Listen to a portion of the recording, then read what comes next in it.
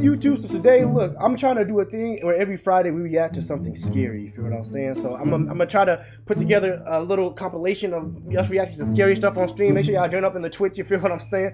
And we're gonna be trying to do that every Friday. So the first thing chat wanted me to react to, we got I Heard It Too, a horror short animation by X-Men cartoons. Sarah! A girl heard her mom yell her name from downstairs. So she got up and started to head down. Sarah?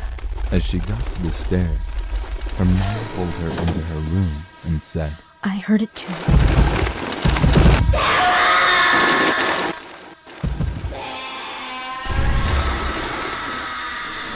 Can I get introed into it? Can I get eased into it, bro? You just started hitting us hard.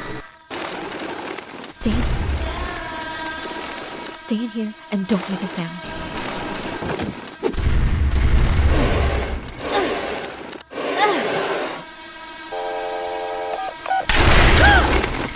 What is going on? Sarah!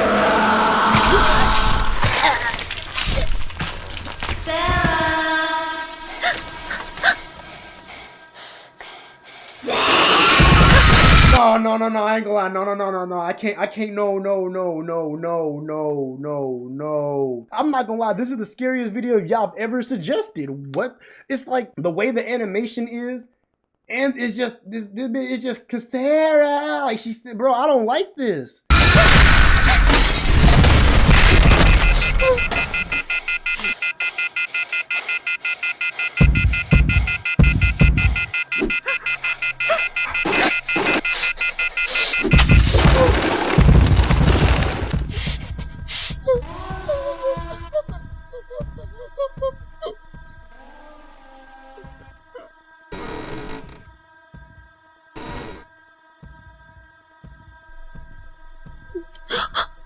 Bitch, she dead. Leave.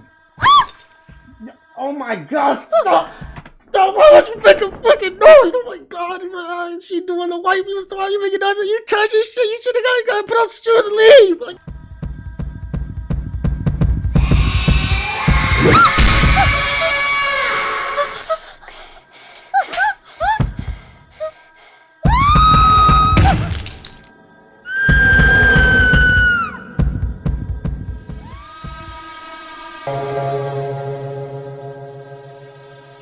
why did she hug her?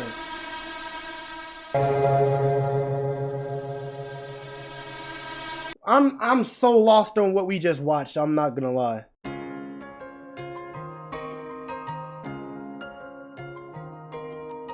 Horror story animated. Don't stop for gas at night. I'm not gonna lie, it might be a horror story, but that's actually a genuinely good message. You should not be stopping for gas at night if you can help it.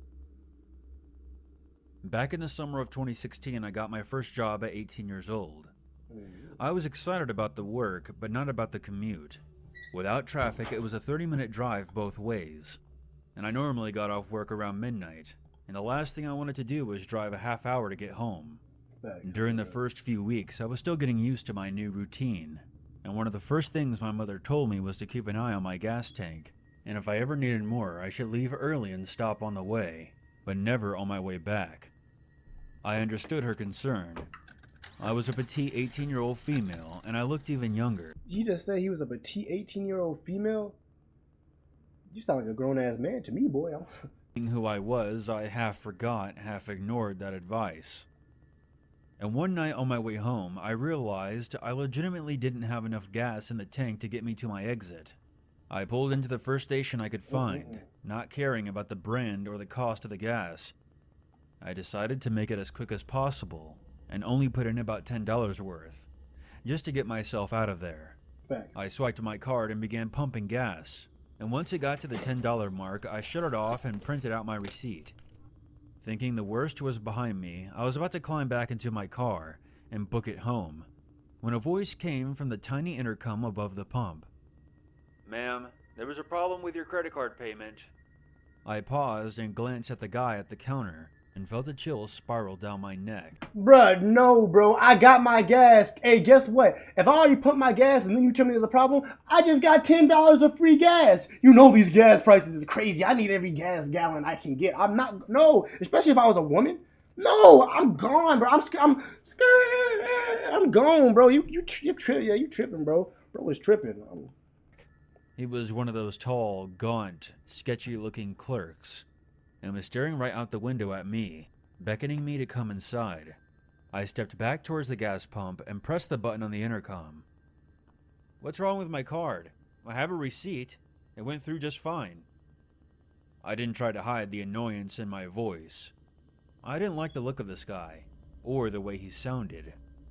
"I just need you to come inside, ma'am. Your receipt is incorrect.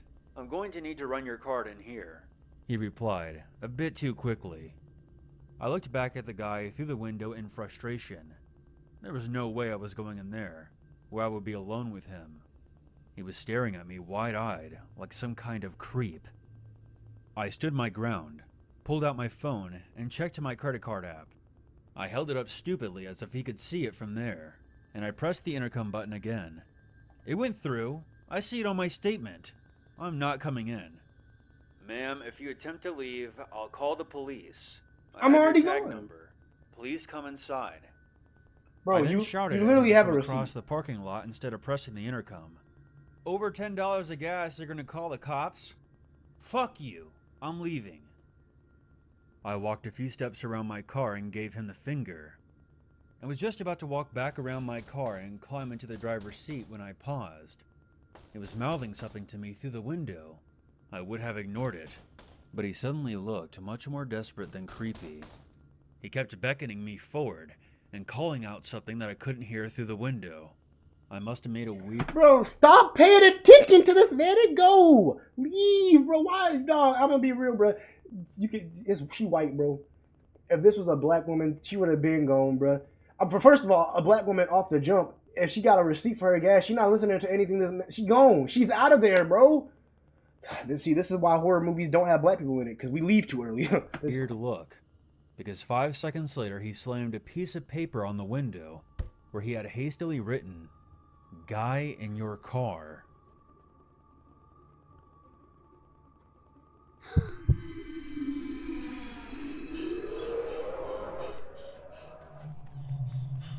I booked it inside the station, and once I was there, the clerk locked the door and told me to get down. He had his eyes on my car and had a gun in his hand.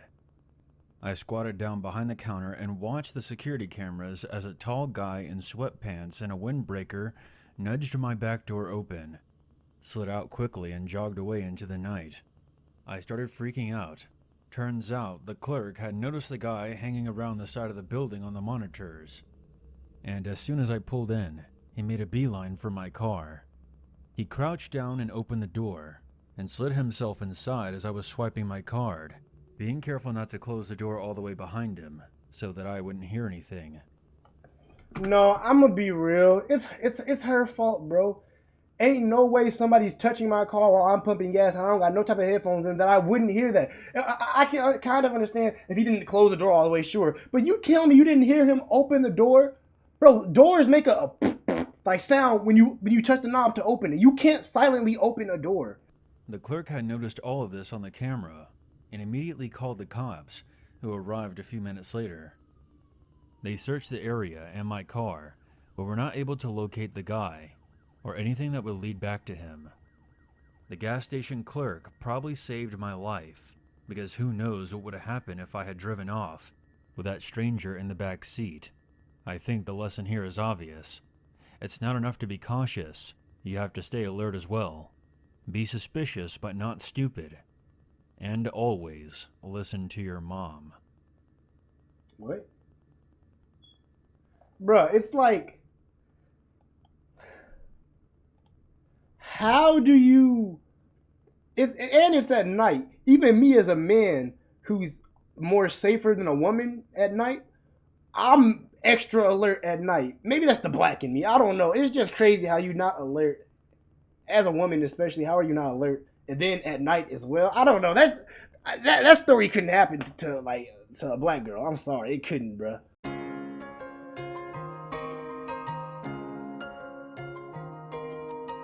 True Omegle chat room horror story animated. This story happened to me a couple years ago. It happened on a Saturday night. I was typing out a school report for my English class and was pretty worn out from the tedious amount of thinking that transpired throughout the paper. Okay. I decided to take a break and procrastinate a little bit, maybe watch a couple of YouTube videos. Okay. I needed to take some stress off my mind, but didn't really have anyone to vent or talk to. This gave me the idea to visit a chat room called Omegle. For those of you who don't know what Omegle is, it's a chat room where you can literally video chat with random strangers online through your computer webcam. And don't forget to involve the hundreds of male genitalia you will see throughout these interactions. It's a lot. You will see more of those than you will see anything else. Needless to say, Omegle definitely helped with my social skills growing up as a child, so I was always active on it. I remember this one particular night. I was having trouble meeting new people. This left me a little frustrated to say the least, but that's the kind of thing to expect when you're on these kind of chat sites. That's when I stumbled upon this one guy. He looked to be around the same age group as myself and seemed like a pretty harmless individual. I decided to say hi. He didn't say anything back, he just typed the word hi in the chat box. I found it kind of weird that he would go through the effort of typing out hi as opposed to just saying hi verbally. He then waved at me and began typing something else. He introduced himself in the chat box saying, "My name is Daniel, what's your name?" I verbally said, "My name is James, how are you?" Bro, I don't talk to anybody on Omegle that doesn't have a mic or that's not talking. I instantly leave. I say, "Do you talk?" And they type no and I leave. He then stares at the camera and doesn't say a word to me, completely dismissing the fact that I just asked him a question. At this point, I was convinced that this had to be some sort of pre-recorded video and that someone was just trolling me. That's when he began typing in the chat box again saying, "I'm deaf, please type in the chat box unless you know sign language." I honestly felt stupid and immediately typed, "No worries, my name is James," and gave a quick thumbs up as an act of kind gesture. I would have left. He immediately typed back saying, "Nice to meet you, James," and gave me a thumbs up as well. He then typed something else that left me dumbfounded. He said, "I will use my whiteboard to chat with you going forward because my hands will be occupied." I was confused by what he meant by that, so I Don't you need your hands for the whiteboard? Never mind. typed, "What do you mean by your hands being occupied?" He then starts writing on a whiteboard and raises it up on the screen, which read, "Want to play a game?" I typed, "Sure, what game you want to play?" What he did next is something I will never forget to this day. He held a revolver up with one hand. As soon as I would have saw the gun, I'm instantly turning off Omegle. I'm cool. Bro, there's certain things I don't trust. White people under the age of 30 with guns, I don't trust. Because I think you finna do something crazy with it. And the whiteboard up with the other hand saying, "Let's play Russian roulette." I was honestly quite creeped out by this guy and was contemplating on clicking the stop option to skip this weirdo. That's when he wrote another message on the whiteboard saying, "1 of 6. I was confused by what 1 of 6 meant. He then took the revolver, slipped one bullet inside the cylinder, and began spinning it with his other hand. I now knew what he meant by 1 of 6. It seemed like the guy was about to demonstrate an act of Russian roulette with one bullet in the cylinder of 6. He then puts the revolver against his head. I began typing, "What are you doing? Please stop this." The guy then smiles disturbingly on the camera and pulls the trigger. Nothing happened. He starts laughing hysterically like a psycho. I was honestly disturbed, but also skeptical that the gun was real, so I typed, "Is that even real?" He then points the revolver. Bro, no, I'm gonna be real, bro. This is just these stories. Once again, these stories can't happen with a black person. That's why all these animated stories. That's why the person's never black. Because these stories don't happen with black people, bro. Revolver at the wall and begins to repeatedly press the trigger until the shot was fired. I was completely blown away by what I was seeing and typed, "Dude, you could have died!" That's when the guy raised the whiteboard to the screen again, showing the message, 5 of 6. I use Filmora. I frantically started typing, "Don't do it," repeatedly in the chat box, desperately trying to get his attention. He then began loading the revolver with 5 bullets while I gestured no by waving my hands back and forth like a lunatic. You're not surviving that. I knew the odds of him surviving this time were slim to none. He then raises the revolver against his head once again and begins to disturbingly smile, with tears running down his face. He began mumbling the words, "It was nice meeting you, James." I immediately slammed my laptop shut as I hear a gunshot a split second before the laptop was fully closed. I was left baffled on my computer desk. I hadn't a clue what to do. I stupidly opened my laptop up with my eyes closed. I pressed my hand against the screen where the video chat was located. I opened my eyes, and through the cracks of my fingers, I can see blood displayed everywhere on the screen. I immediately clicked the exit button on the Google Chrome tab and call it a night. To this day, I'm still skeptical about what I saw that night. I haven't reported anything to the police, nor have I reported anything to Omegle. I'm not sure if that was the wisest decision, but I hope I never encounter anyone like that again.